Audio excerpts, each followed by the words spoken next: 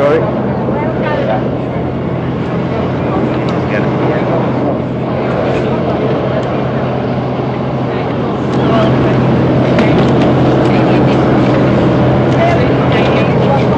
I thought you were not in town.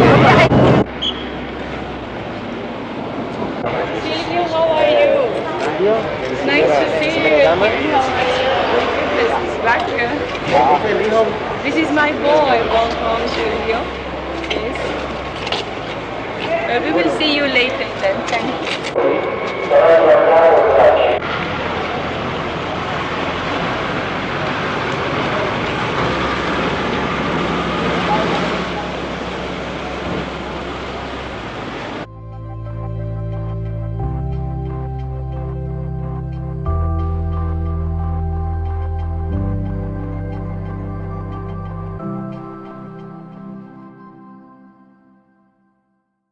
Mrs. Marcos, what reaction after your meeting with Pope?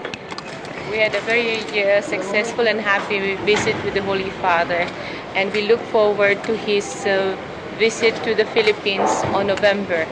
And we do hope that the people of the Philippines will see the extent of sacrifice that the Holy Father will be doing in order to be able to visit the country. And I am sure that the Filipino people are anticipating this visit and this historical visit of the Holy Father to our country. I had just brought a letter of President Marcos, a letter of gratitude and thanks for the acceptance of his invitation to visit the Philippines. This is my son, Ferdinand Marcos Jr. Thank you very much. Thank you very much. And many compliments. Thank you very much.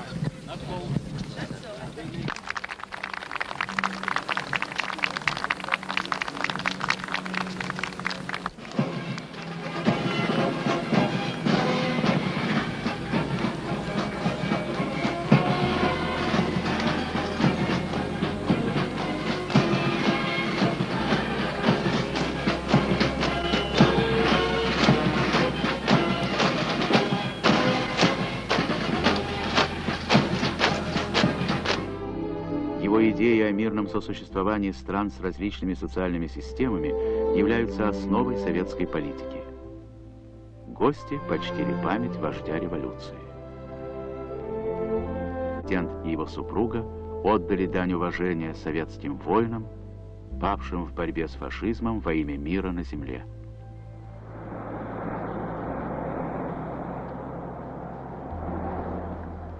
Жилищного строительства. 110 тысяч квартир получают ежегодно трудящиеся Москвы. Советский опыт ведения городского хозяйства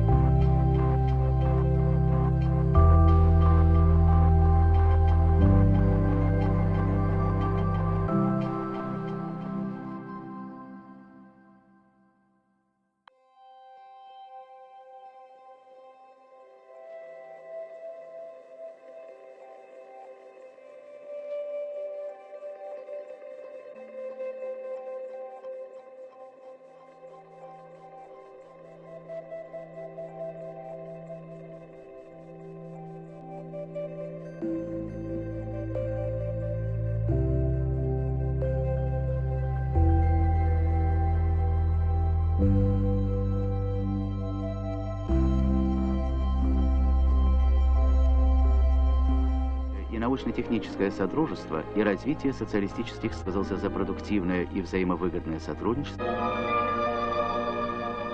президенту и его супруге в Советском Союзе.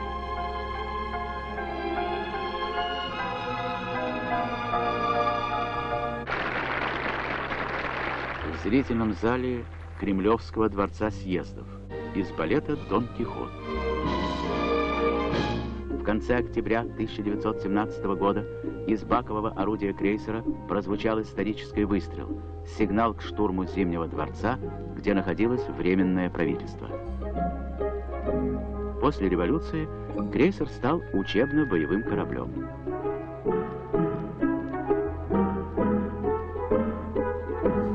Памятные сувениры будут напоминать гостям о посещении Авроры, памятника Октябрьской революции имени Ленина.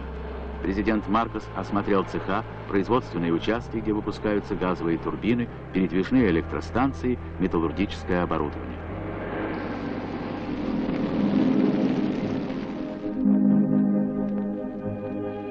Один из замечательных — миниатюрная копия скульптуры Матери Родины.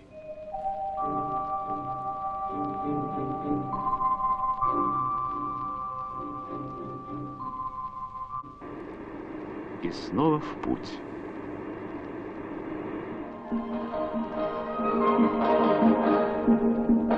Чтобы достигнуть того, чего добился Совет обычай.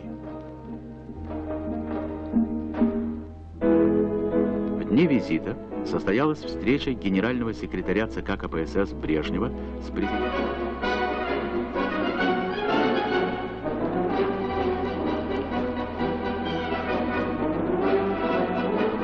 Во время визита президент отметил усилия Советского Союза, направленные на устранение недоверия и недоброжелательности. Her Excellency, Madam Imelda Marcos, to whom I now invite to the rostrum to address our conference. May I request the Chief of Protocol to escort Her Excellency.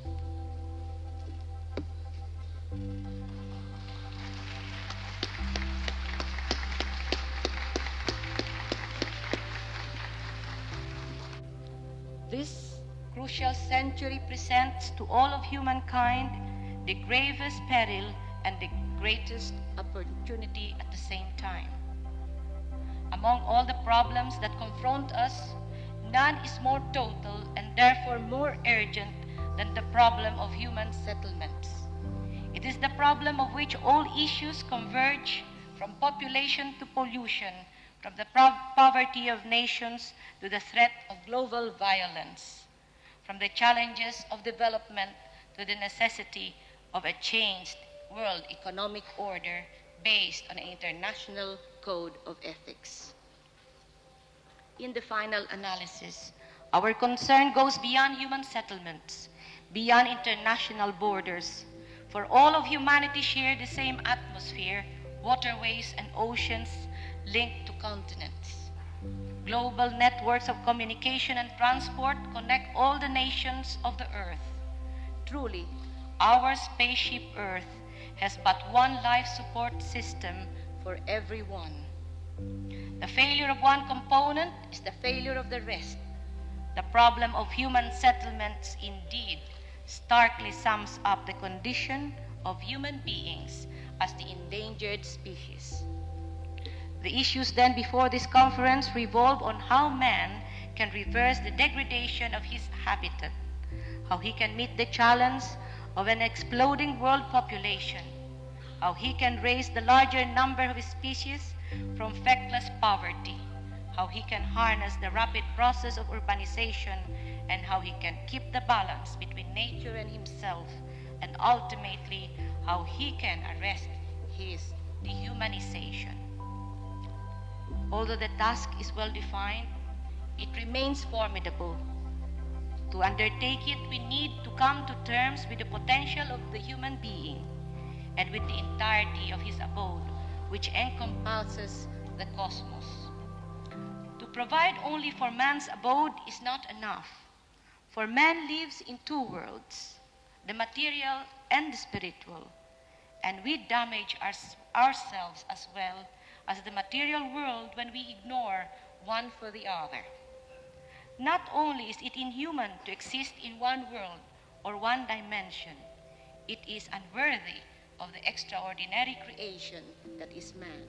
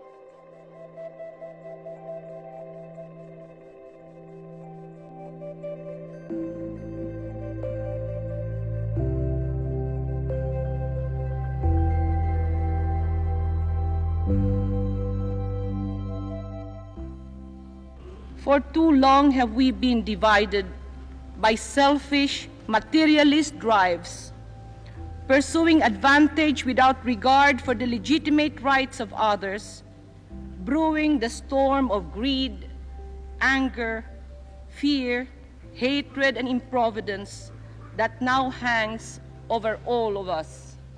We must often stop short and ask ourselves in wonder, why do we call ourselves the United Nations? On what and for what were we united when this organization, the United Nations, was born 31 years ago? Were we united then and afterwards in the service of this or that ideology or economic system? Granted that the origins of this organization may be found in a political coalition to wage global war, was it our true purpose to perpetuate a system of mutually hostile military alliances? did we unite to ensure the predominance of one race, be it black or white or yellow or brown, over all others? Has our union been dedicated to the propagation of any one faith or religion or culture?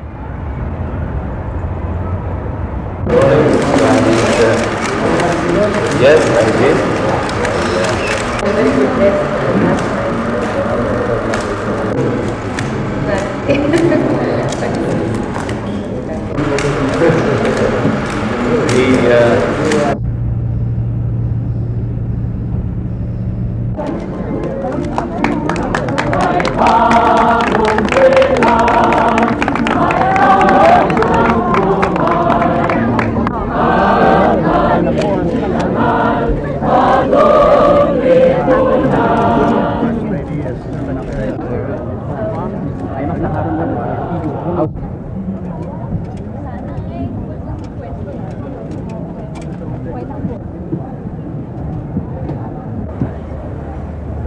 This is called Cebu Beauty.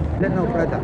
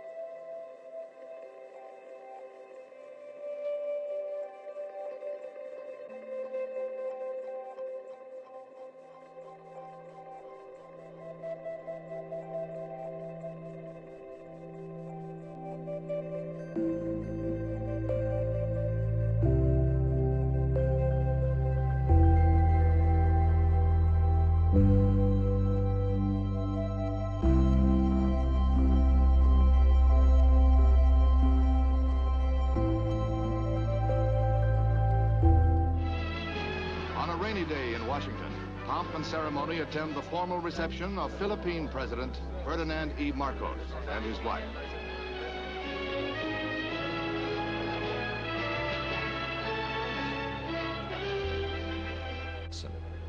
He was one of the Democrats of Asia when there were very few at that time.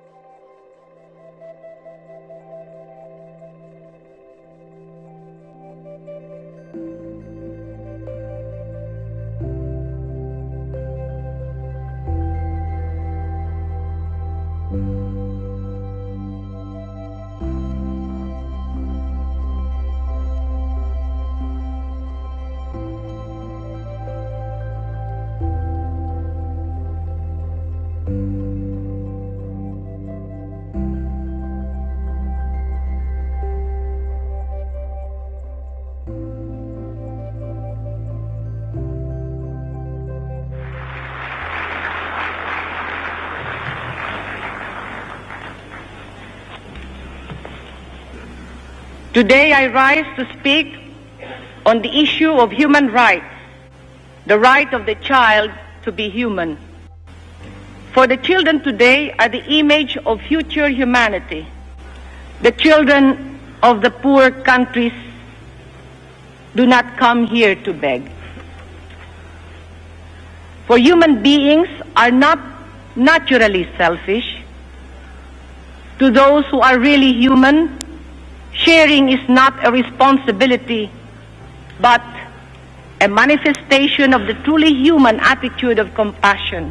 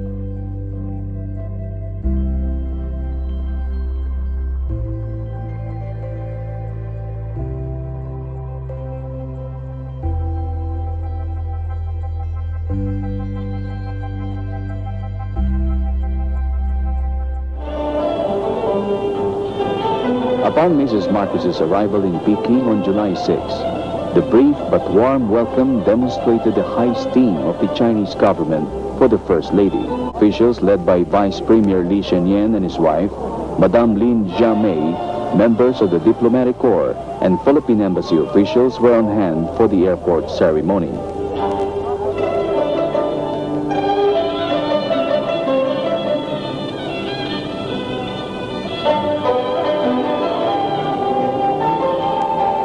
Outskirts of Peking. The official delegation from the Philippines represented all the branches of government with 3 cabinet ministers, Minister of Tourism, then Minister of Industry, Vicente Paterno, and Minister of Budget, Jaime Laya. It was an unprecedented gesture that she was received by the Chief of State barely 2 hours after her arrival. Their 65-minute conversation took place at the East Hall of the Great Hall of the People. Mrs. Marcos handed a personal letter of President Marcos to the chairman. In response to President Marcos' invitation, Premier Wang promised to come to the Philippines early next year, and we look forward to his visit with keen anticipation.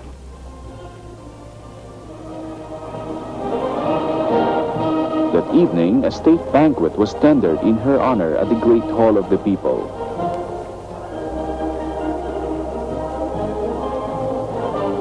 In his speech, Vice Premier Lee Hsien-Yuen praised Mrs. Marcos for her work as an envoy of goodwill. And the people. With her consistent interest in promoting friendship between China and the Philippines, she has contributed positively to the development of friendly relations and cooperation between the two countries. Since the establishment of diplomatic relations by President and Madam Marcos and the Filipino people, Mrs. Marcos responded in kind with the remembrance of her China visit in 1974 and again in 1975. It was a mission of rediscovery, the rediscovery of an old friend from whom we had for too long been separated. I came back in 1975 to accompany President Marcos' historic voyage, during which new foundations for the friendship between our peoples and a new relationship between our governments were established.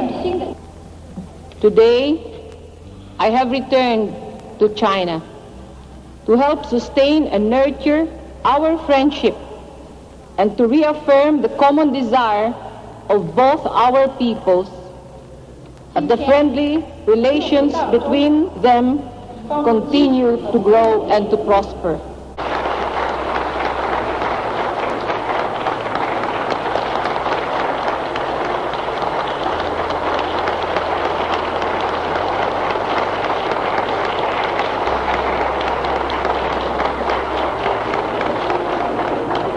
With Vice Premier Lee Hsien-Yuen and later with Vice Premier Deng Xiaoping. It was the first meeting of Mrs. Marcos with Vice Premier Deng at the Xinjiang Hall of the Great Hall of the People. Deng was the official escort to President Marcos on the latter's visit to China in June 1975. That afternoon, he told Mrs. Marcos that he had very good memories of the visit by President Marcos. That our conversation with China's leaders gave them a clearer understanding of our situation here in the Philippines and the problems that we face as a people. China's leaders agreed to help us meet our urgent need for additional supplies of high-quality oil and refined petroleum products, which are badly needed by our farmers, fishermen, jeepney drivers, and all of our people. Her visit on Sunday morning with the widow of Zhou Enlai touched memories. The wife of the late premier serves in her own right as a member of China's top leadership. She received Mrs. Marcos in her home on a government estate outside Peking. Mrs. Marcos brought gifts from home, special mementos of Philippine craftsmanship. Mrs. Marcos had of course met the late Premier Zhou Enlai, and so her visit now could not but evoke a nostalgic remembrance of a revered man who had played a major role in the historic transformation of the country. Brought a wreath of flowers to lay at the marble statue of the man she met on two unforgettable occasions in his lifetime.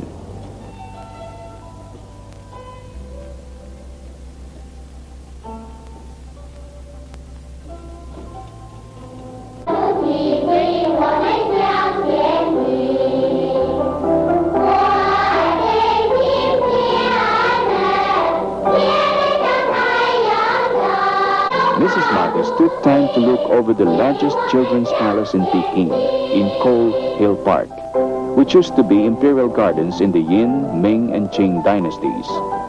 In 1956, the park was converted into a special playground and study center where talented children are given training and supervised in extracurricular activities after school hours. Every day, some 2,000 children come to the center for play or for study.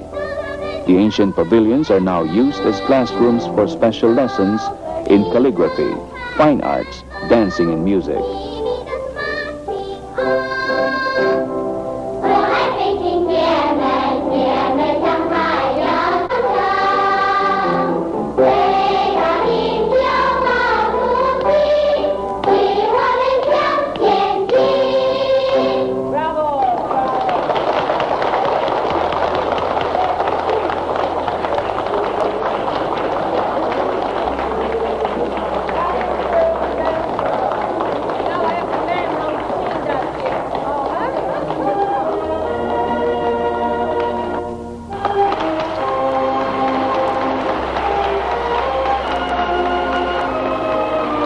The signing of the agreements on the eve of her departure and the high point of the visit, including higher grade oil on a stable basis over at least the next 7 years, and to give the Philippines priority as China's oil supplies increase.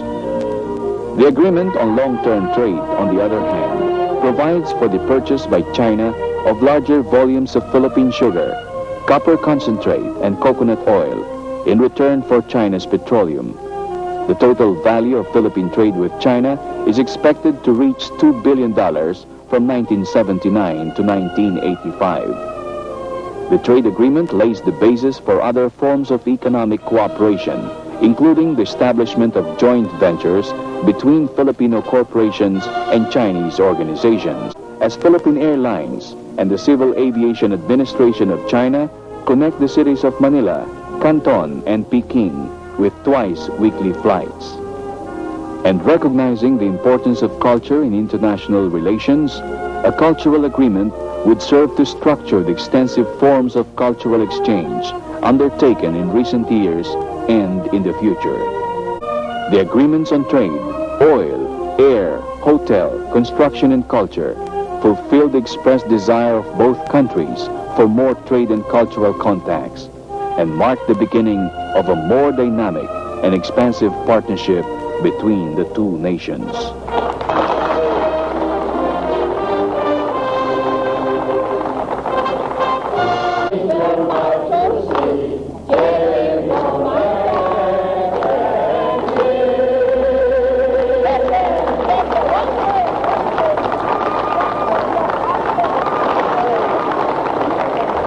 The North Korean ambassador to Peking, Jong Myung-soo, had coursed a request through Philippine ambassador Narciso Reyes to be permitted to hand personally to the First Lady a letter of invitation to visit Pyongyang. The farewell banquet given by Mrs. Marcos on Sunday evening reflected the mood of exuberance felt by both Filipino and Chinese guests.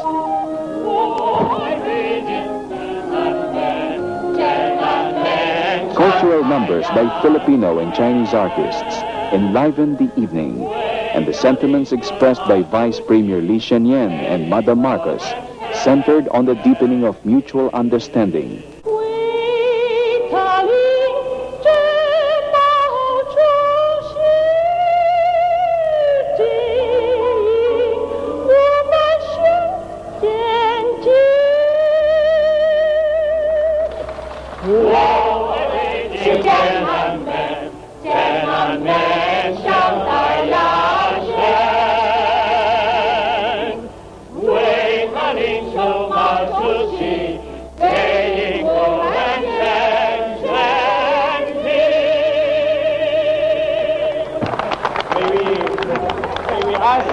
Everybody to please join, because we believe that two nations who sing together will stay together.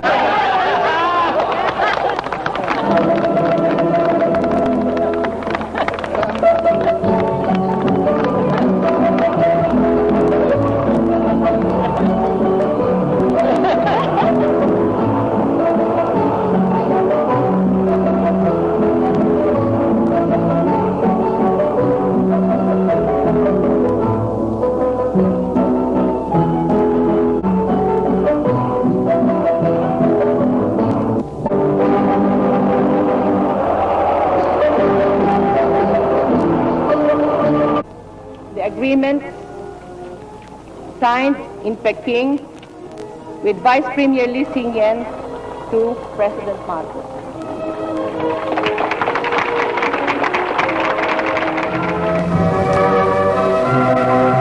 Republic of the Philippines has been chosen as the recipient of the 8th Kajima Peace Award.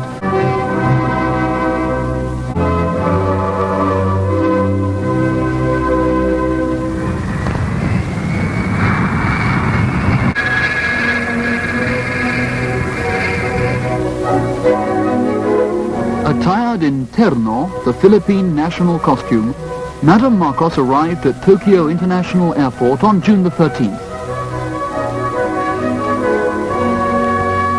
She was greeted at the airport by Mrs. Mutsuko Miki, wife of the Japanese Prime Minister.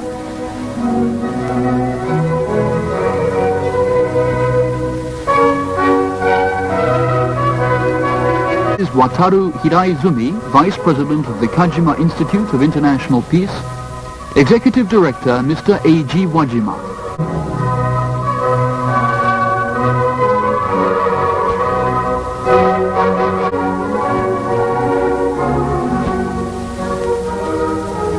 The award presentation ceremony was held 3 days later, in the evening of June the 16th, 1975, at the Kajima Institute of International Peace in Akasaka, Tokyo.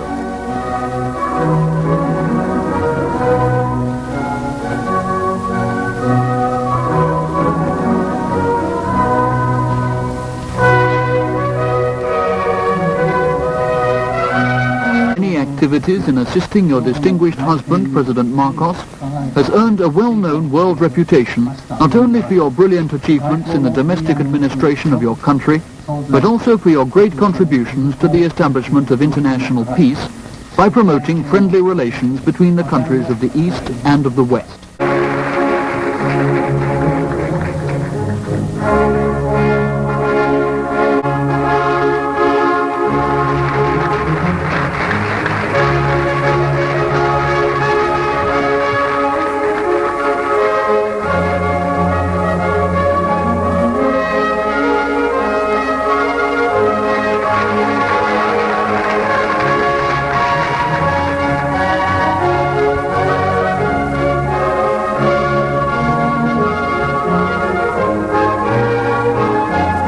Marcos expressing her gratitude for the award.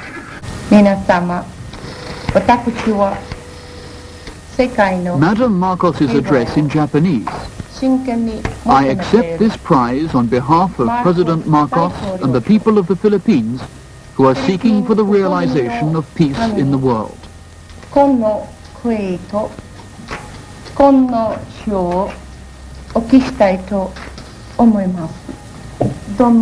ありがとうございます。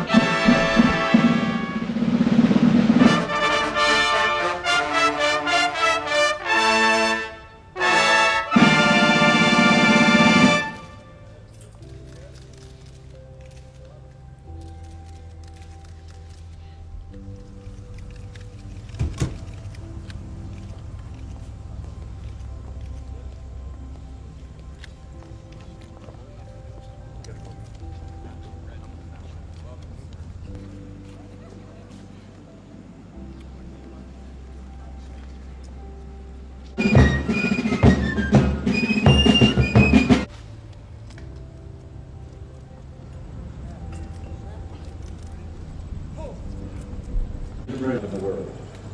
Cancun, an American frontier for the past 2 centuries, certainly is creating a new future for our world.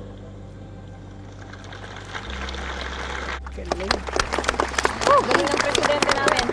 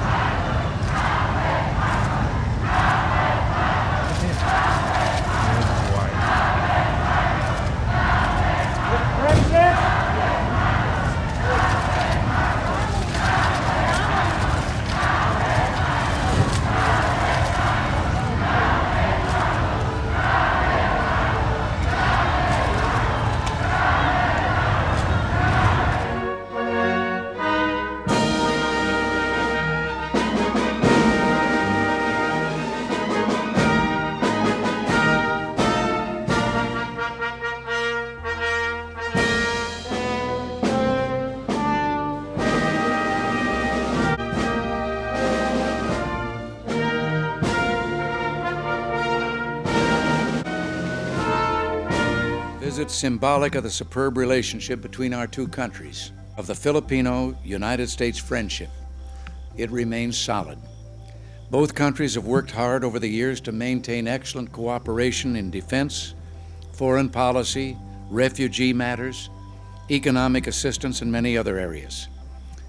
And I pledge to you, President Marcos, that the United States will do its share to strengthen those ties. Our continuing commitment to one another, resting as it does on many years of close relations, will be solid now and for the future. Allow me to extend the gratitude of 50 million people and the Republic of the Philippines, Mrs. Marcos and myself,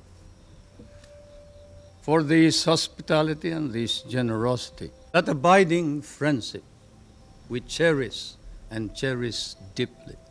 Rise and join me to a toast to the continued health and success of the President of the United States, the prosperity and the strength of the American people, and the friendship of the peoples of the United States and the Philippines.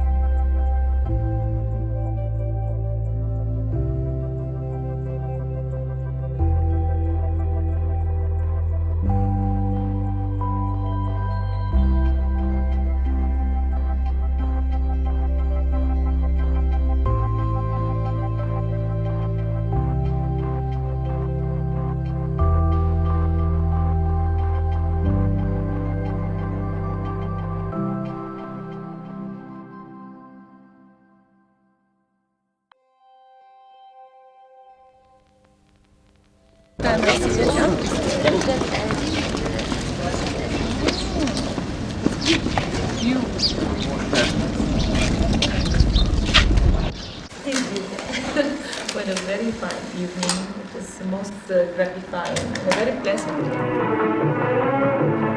In March 1975, at the start of a 25-day diplomatic visit to Middle East nations in behalf of President Ferdinand Marcos and the Filipino people, the First Lady, Madam Imelda Marcos, along with Philippine Foreign Affairs officials, set foot on Egyptian soil. At the Cairo airport, Madam Jihan Sadat, wife of Egypt's president, together with high-ranking Egyptian government officials, gave the visiting Filipinos a brief but warm welcome. And collective efforts of men and women alike, which are imperative in building a world of enduring peace and happiness. To fight for status was eye-opening and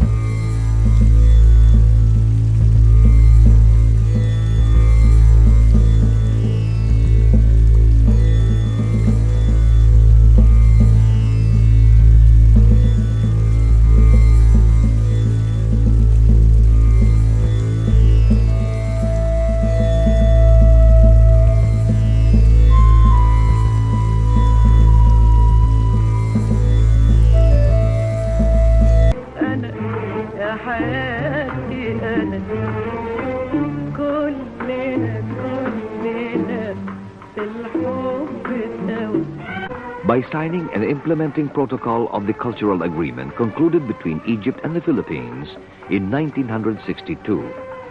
The agreement provides for the reciprocal exchange of scholars, scientists and artists, and technical cooperation in health, education, social welfare, agriculture, and petrochemical industries over the next 2 years.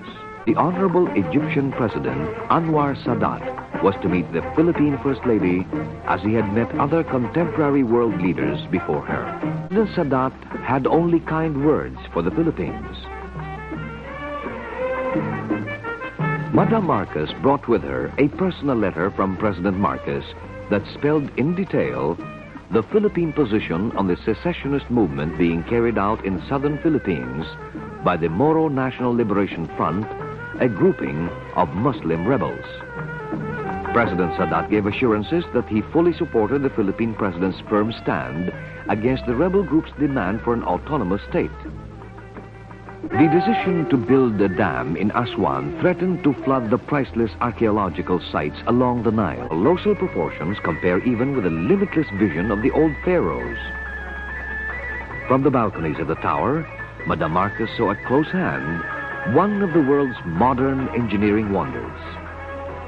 The high dam, completed in 1970 at a cost of $1 billion, is 364 feet high and 12,565 feet wide, forming the huge Lake Nasser that was once the Nubian Valley.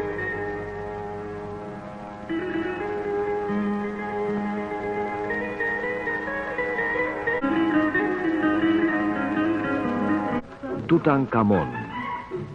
His tomb was unearthed in 1922.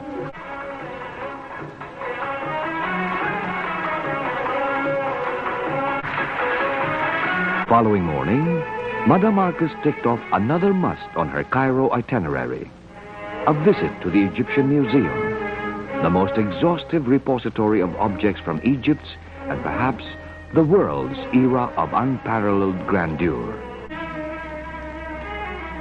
The outer coffin of the boy king's mother. It is a great feat of engineering that required the most precise and logical calculations.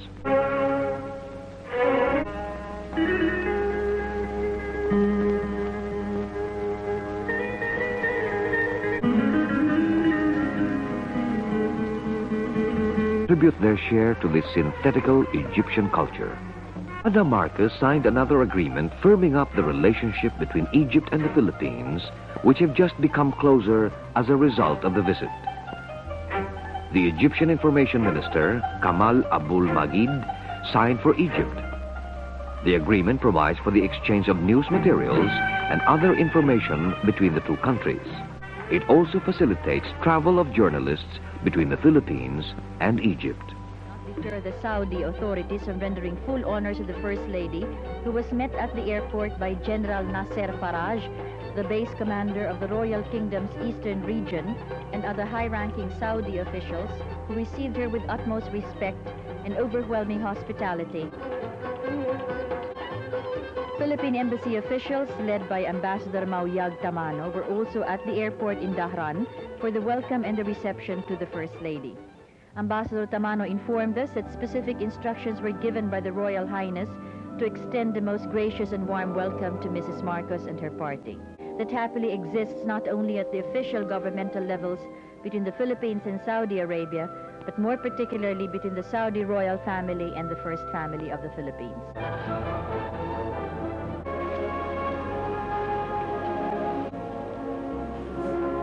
Both Gorbachev and the First Lady exchanged a common view of their commitments, as envisioned likewise by President Marcos. Gorbachev's own relentless pursuit of a social policy in the name of man for the benefit of man, and President Marcos and the First Lady's commitment to the international human order, the international code of ethics, and the development of the nation centered on man. This is also reflected in the First Lady's vision of a city of man for Metro Manila and her programs for man with the Ministry of Human Settlements.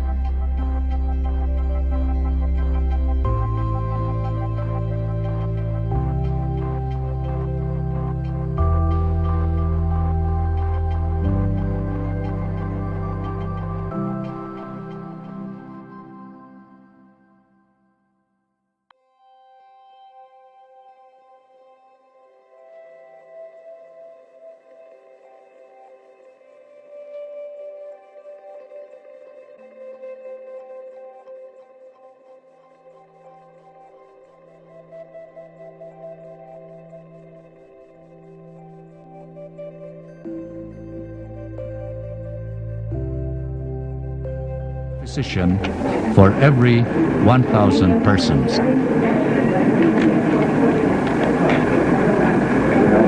Marcos was entertained at an all-women dinner by Mrs. Gaddafi, who escorted her at about 10:30 to meet with President Gaddafi himself. The 34-year-old Libyan leader received Mrs. Marcos in the living room of his simple residence inside Bab Azizia barracks. Mrs. Marcos explained that the Philippines would not accept any provision in the joint communique that would legitimize the MNLF and would open the country to territorial dismemberment as the Libyan negotiating panel had wished. President Gaddafi himself worked out the desired phraseology with Mrs. Marcos and later asked to speak directly to President Marcos when Mrs. Marcos took a call from Malacanang inside his office. In a brief speech to the Filipinos, Gaddafi said the fighting in Mindanao was not a religious war. That war would not solve any problems, but would merely exhaust a country's resources. Libya and the Philippines are friends, he said. They are together in the third world. And he pledged to help the Philippines solve the Mindanao problem and to hasten its economic development. The communique signaled the establishment of diplomatic relations between the two countries, with exchange of ambassadors to follow at the earliest possible time. The controversial paragraph finally declared that the Libyan government, quote, expressed its satisfaction for the positions of the government of the Philippines and that of the liberation fronts of Muslims, be it Moro or elsewhere, in accepting all the resolutions of the Islamic Conference aiming at finding a just solution acceptable to both parties concerned.